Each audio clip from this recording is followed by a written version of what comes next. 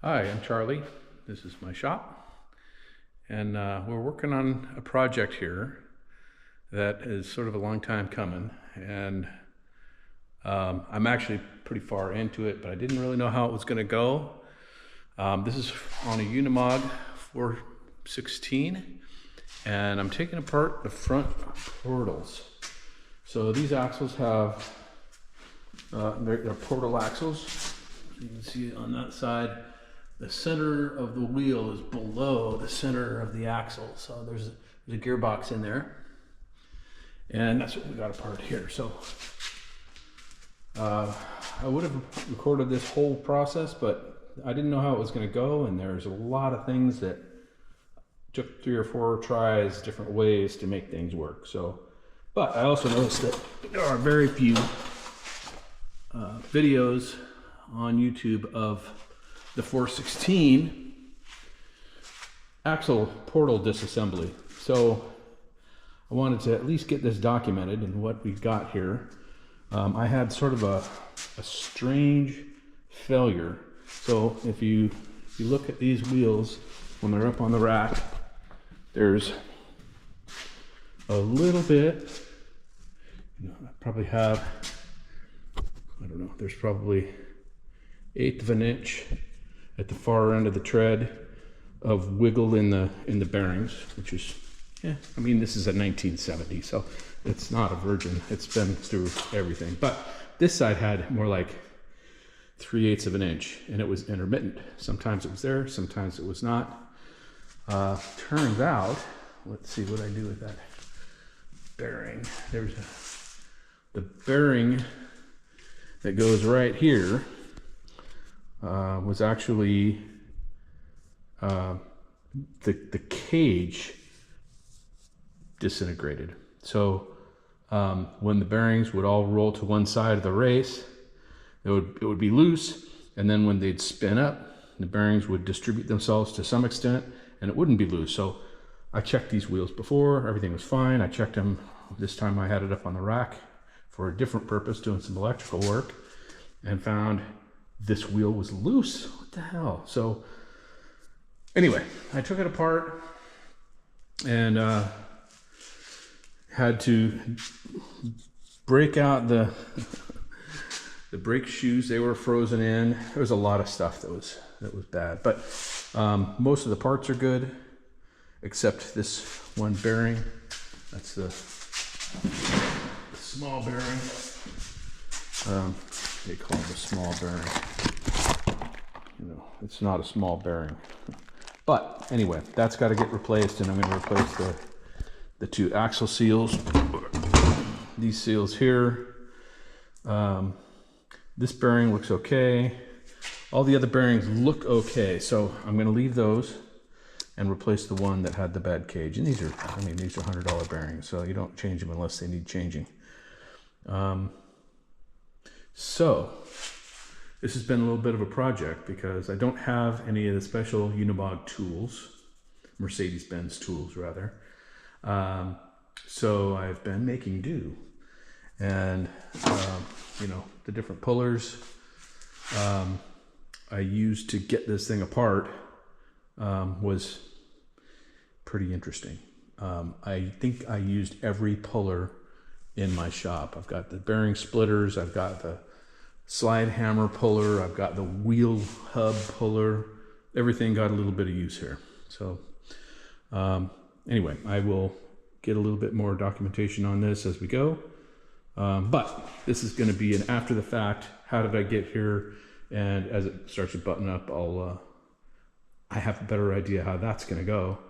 We're taking it apart. I had no idea. There was a lot of hammer pounding, and I did end up having to get a press to press this bearing out. This is designed to go out that way, but I didn't want to pull this bearing out and risk damaging it. So I left it on, and the seal is still the old seal. I'm going to change that after the fact. All right, so here's one example of a crazy puller situation. So like I said, the bearing, this bearing that has no race anymore, it's kind of a fun little piece, was pressed onto this gear. This is the final drive gear. There's a bearing on the other side of that gear that I didn't want to remove because it's actually a needle bearing and it's not caged. So when that comes apart, it's going to be a Chinese jigsaw puzzle, and I didn't want to do that. So, and that bearing seems to be fine. It was just this bearing, and actually the bearing itself is in decent shape other than the fact that it has no cage, which is a problem. So with this pressed on there, I was unable, I couldn't get it off of there. So I tried a few things. I tried making a little piece that would fit onto an end of a slide hammer, and where I could slide it in, turn it 90 degrees, and then pull on it. And that went nowhere. So I made 2 of them and put them on my Harbor Freight bearing splitter kit and attached them like that. So these are, unfortunately, I have a lathe and a milling machine, so I was able to make these, turn these parts, flat them, tap them, drill and tap them, and I put 1 in each side like this, and then with a, you can picture that, those 2 of these in a cross piece with a bolt through the middle, and was able to pull that bearing off of that gear shaft, and that worked. So anyway, that was a funny, I've never had to pull a bearing quite that way. Didn't know if it was going to work, but it worked. So there's that. All right, more later. All right, we're back. And told you I would try to document the reassembly of this. And of course I forgot until I got this thing glued together. And after I got it together, I found the shims that go behind this bearing laying on the floor. You have to turn one piece upside down, and that piece had the shims in it. The shims went flying. I didn't notice. Got it all bolted together and had to take it apart again. So I learned something though. This originally, or last time when I took it apart, there was RTV sealant in here. And I don't like putting RTV in gear assemblies. I have a tendency to get beads of RTV down in the gear train, and that causes problems. And in fact, the last time I did a transmission, that's exactly what it was. It was the RTV got into the cage, ate up the cage, and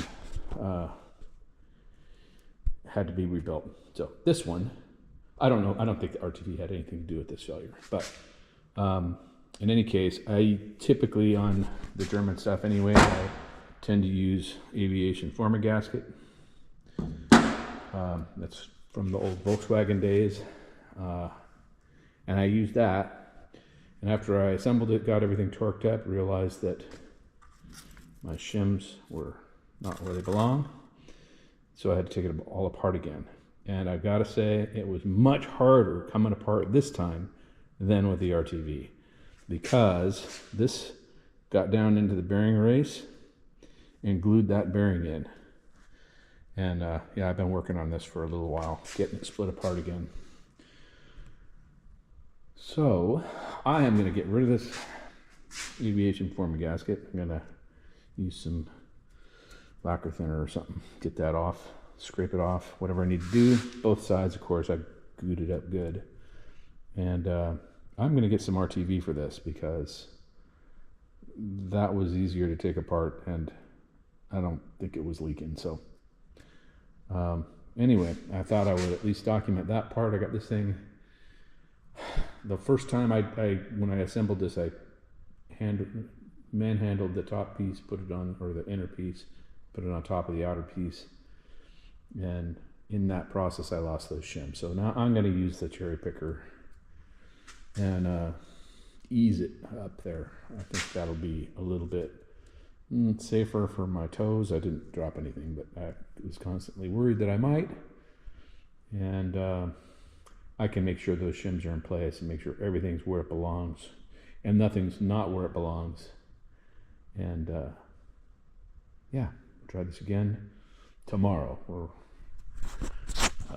gonna have to go to the store and get some fresh RTV. The stuff I have is too old, crusty. It's in there and it's probably okay, but I don't want to fight it. I'm tired of fighting it. So we'll be back.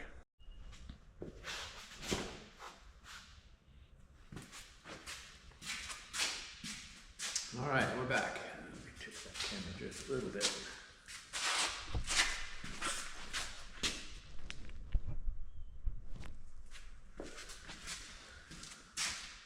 So I have abandoned the aviation format gasket for the first time in a long time, but not happy with the way that turned out. So we're gonna go back with RTV, and just to remember, so yeah, I had a transmission that had trouble. I pulled it apart. It was actually a T90 out of my Jeep truck.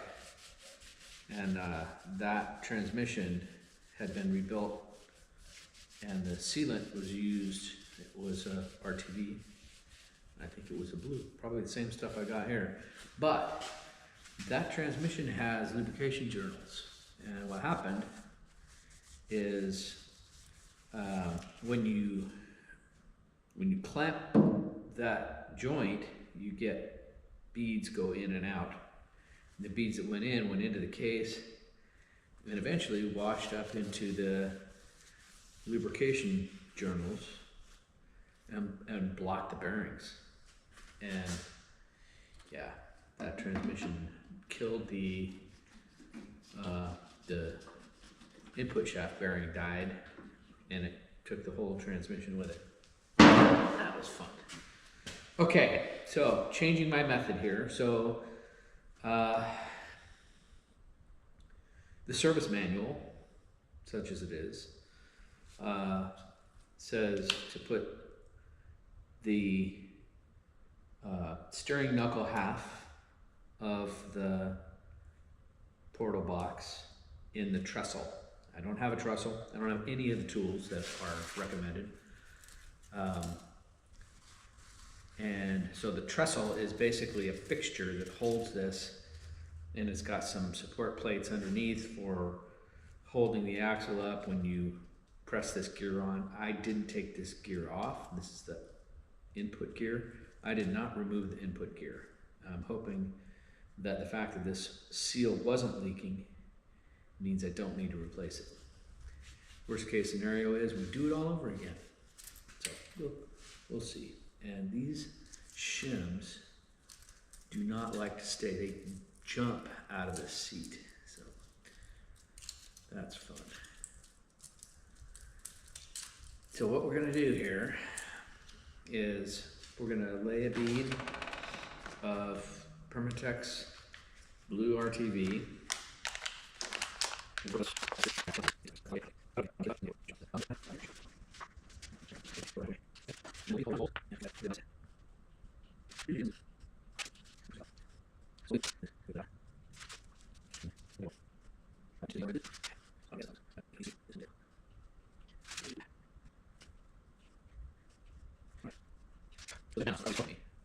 For a change.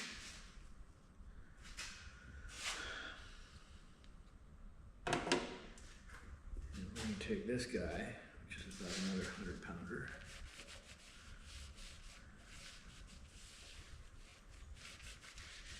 And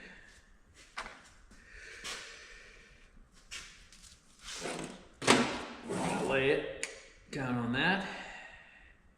And I got 2 long bolts and 2 short bolts. Those to pull this thing together. Maybe, hopefully.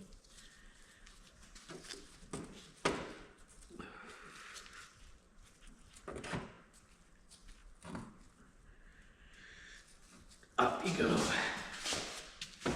There you go.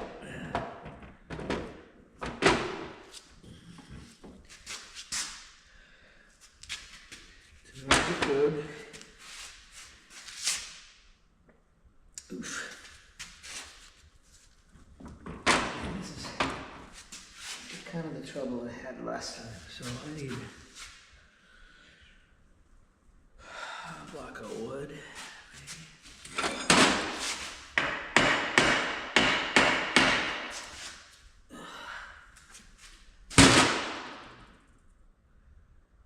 Let's see, I had some pry bars. Where did I put them?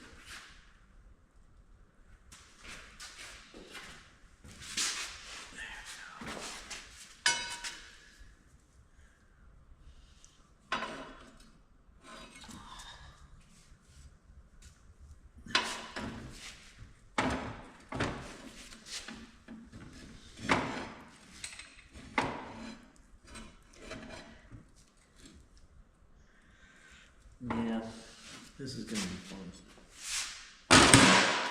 Make sure the gear's engaged. I think it is.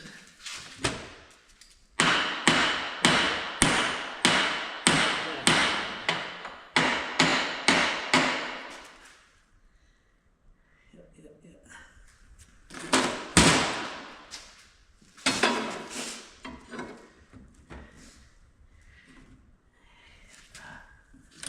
So this top,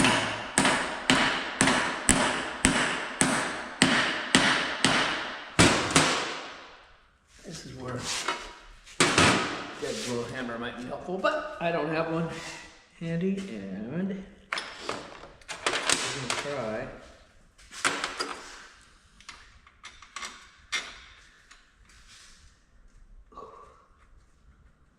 Too short.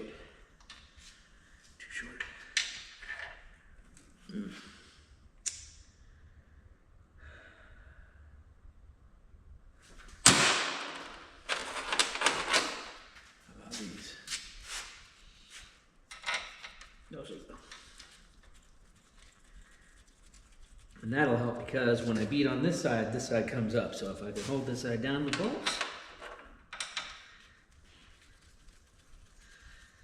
grab a block of wood.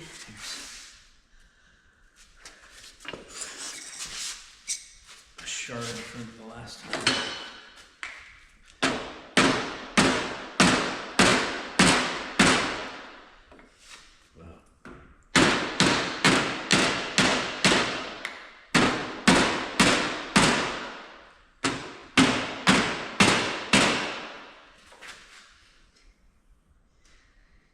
Okay.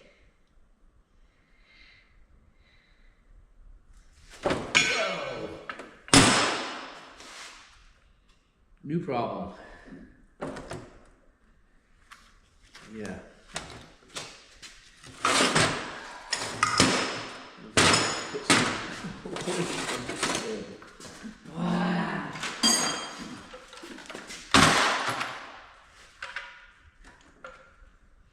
Okay.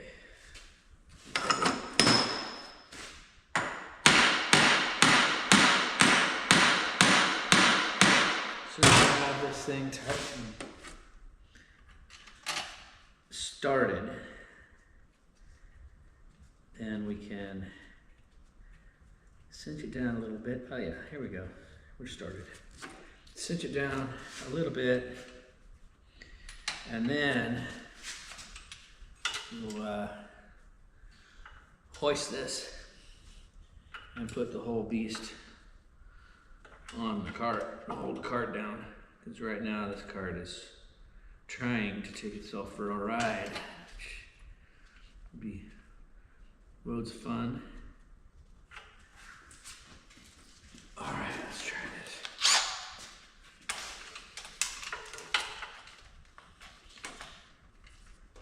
When I mentioned earlier my toes, that's the problem. Nothing's come down, but man, if it did, it would hurt real bad.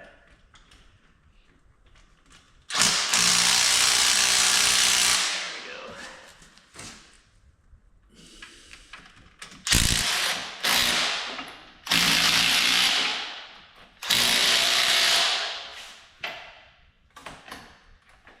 go. We're on business.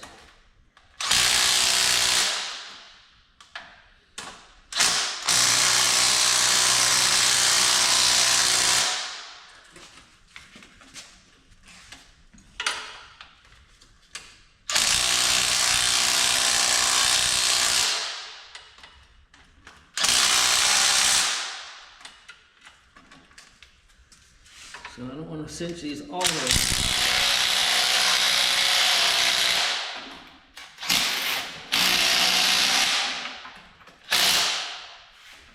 All right. So now I'm going to leave this and that, and that, and that. Counterweights. Here's my other project. Put that out of the way. I'll rescue you later. And I'm going to pick this puppy up and we're going to lay it across the bench. The trolley thing here. Cart, that's what that is. All right.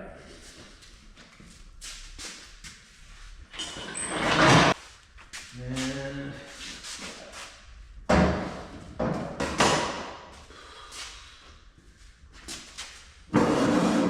do I trust the rope? 200 pounds, sure. How's all that? It'll be fine. What's the worst that could happen? What could possibly go wrong?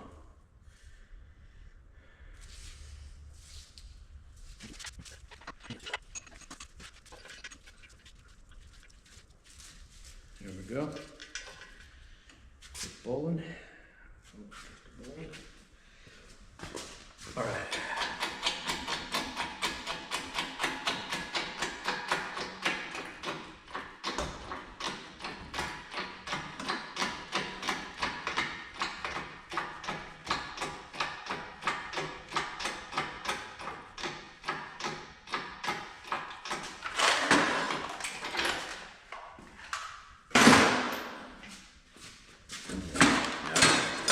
Clear the way to make room.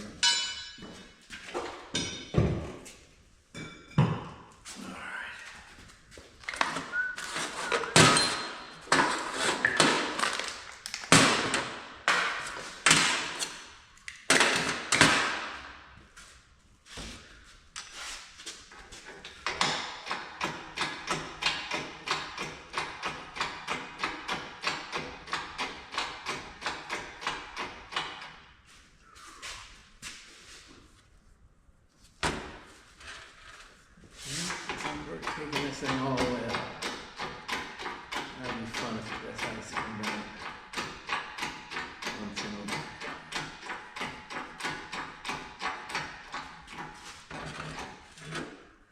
over. Okay.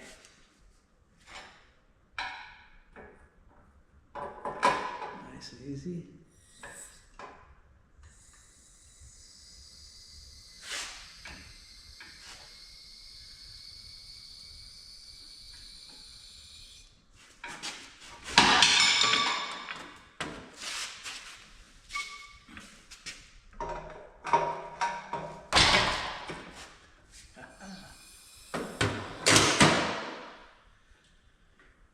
Here we are.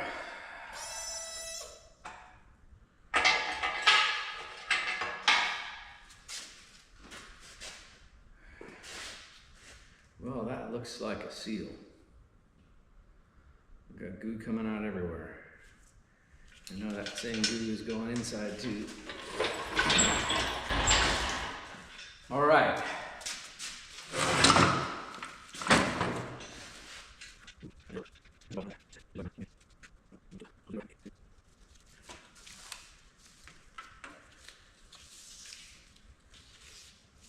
Chain would have been better, but I have a short piece and a long piece for that. A couple 100 pounds rope. All right. So now I'm gonna let this dry. Let's set the line. All right.